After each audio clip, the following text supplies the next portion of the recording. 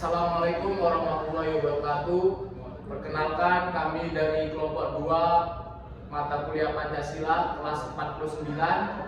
Di video kali ini kami akan membuat tugas UAS, yaitu berdiskusi tentang nilai etika politik dalam nilai-nilai Pancasila.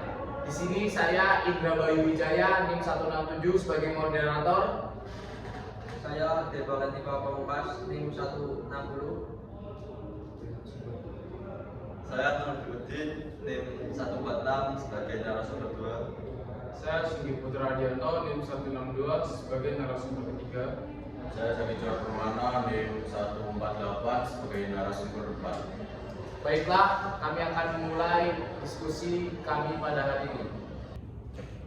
Baik, selamat pagi semuanya. Pagi. Terima kasih sudah meluangkan waktunya untuk hadir berdiskusi di hari ini. Kami ingin membahas tentang bagaimana membangun kesadaran etika politik di Indonesia melalui nilai-nilai Pancasila. Nah, di sini saya sebagai moderator akan membantu jalannya diskusi kita pada hari ini. Bisa dimulai dengan penjelasan pemahaman tentang apa yang kalian pahami hubungan antara etika politik dan Pancasila. Oke, yang pertama mungkin kita mulai dari Mas Deva. Selamat pagi.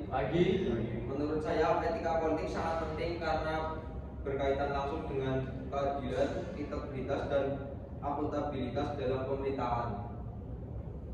Pancasila memberikan pedoman moral bagi politik kita. Misalnya, sila pertama tentang ketuhanan bisa diterjemahkan dalam politik sebagai prinsip moral untuk tidak melanggar hak asasi manusia dan menghormati keberagaman.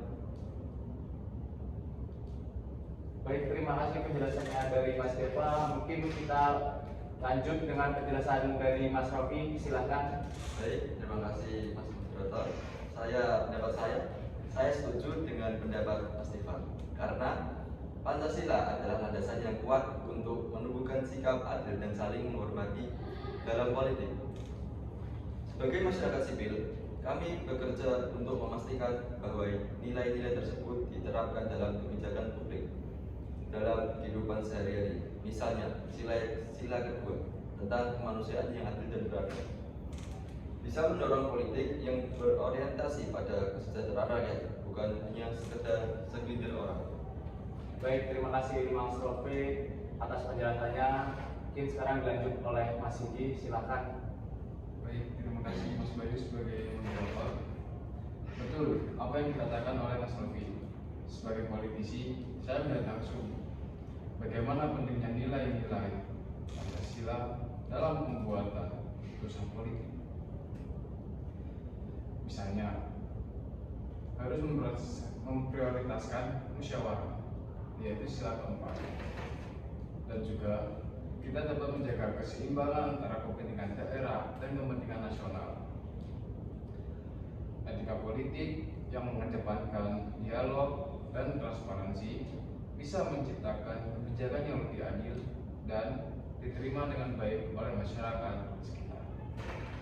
Baik, terima kasih atas pendapat dari Mas Sigi. Mungkin kita lanjut pendapat dari Mas Haki. Silakan. Saya sangat setuju dengan ketiga rekan saya ini karena kita hidup dari era informasi dan banyak orang terjebak dalam informasi yang tidak akurat atau manipulatif atau bisa dikatakan sebagai hoax.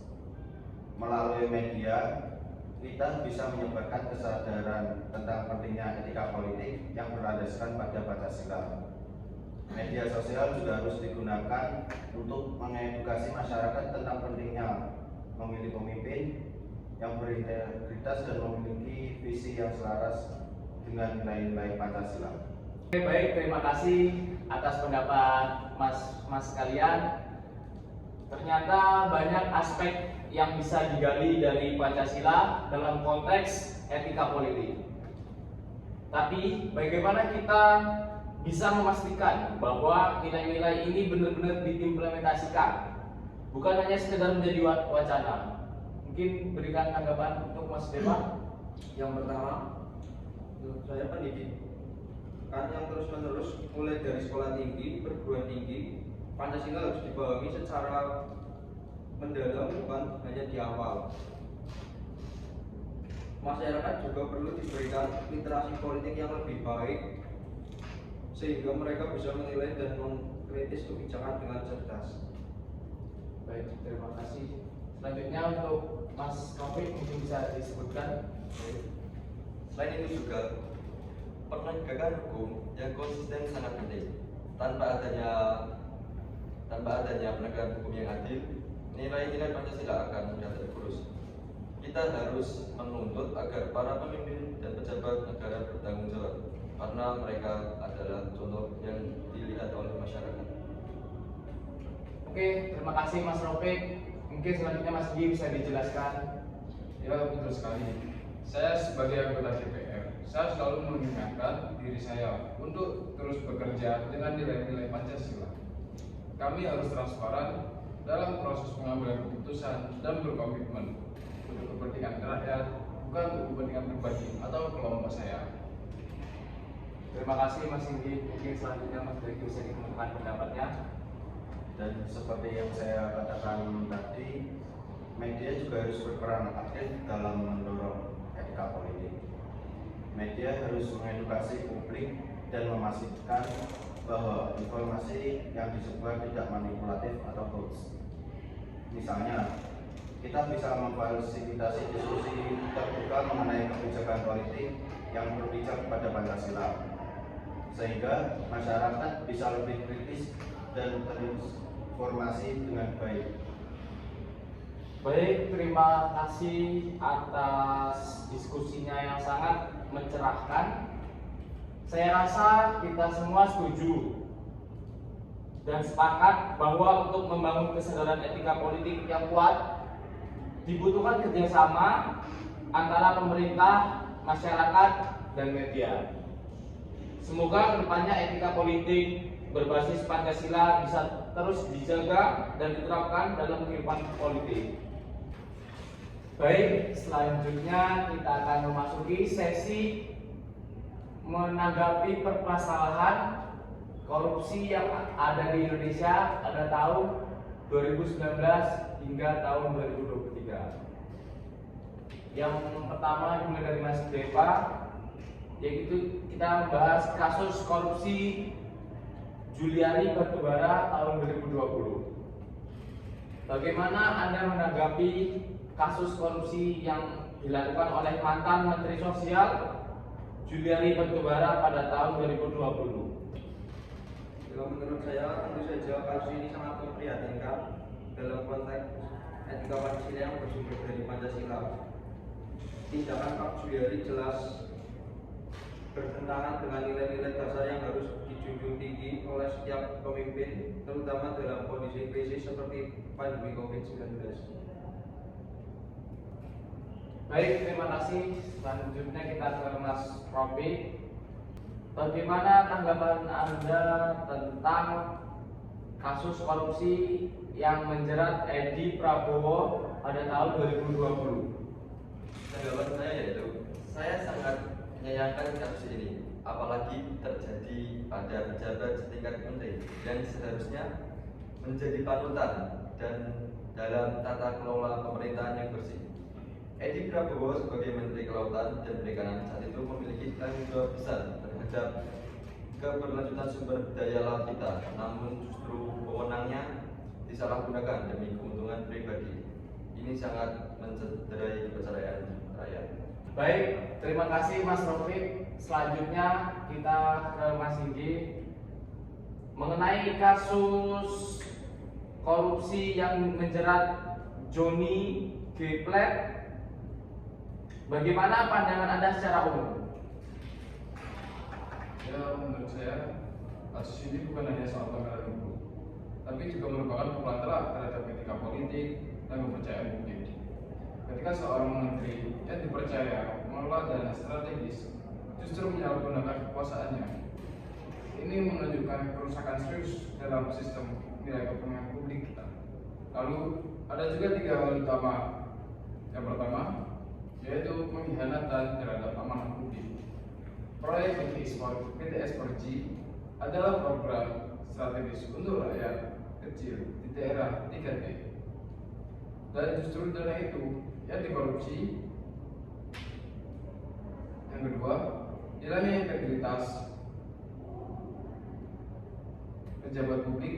Seorang pemimpin seharusnya memberi teladan, bukan menjadi bagian dari masalah. Yang ketiga, tidak adanya sikap tanggung jawab moral karena Joni tetap menjabat cukup lama setelah menjadi sorotan sebelum akhirnya dicopot. Ya, secara politis mungkin masih mempertimbangkan banyak hal, tapi secara etis partai politik semestinya menjadi penjaga moral. Anggota-anggotanya menggantikan posisi sekjen itu baik, tapi mempertahankan Joni sebagai kader aktif tanpa sikap tegas memperlihatkan ketidakjelasan komitmen etika mereka. Jika partai ingin dipercaya publik, mereka harus berani bersikap lebih tegas terhadap pelanggaran meskipun itu kader senior. Tentu kasus ini hanyalah salah satu contoh dari sistem yang lemah dalam membina moralitas pejabat publik. Selama integritas tidak menjadi dasar utama promosi dan seleksi jabatan, kasus serupa akan terus berulang. Kita pendidik etika, integritas, dan transparansi dalam birokrasi serta politik.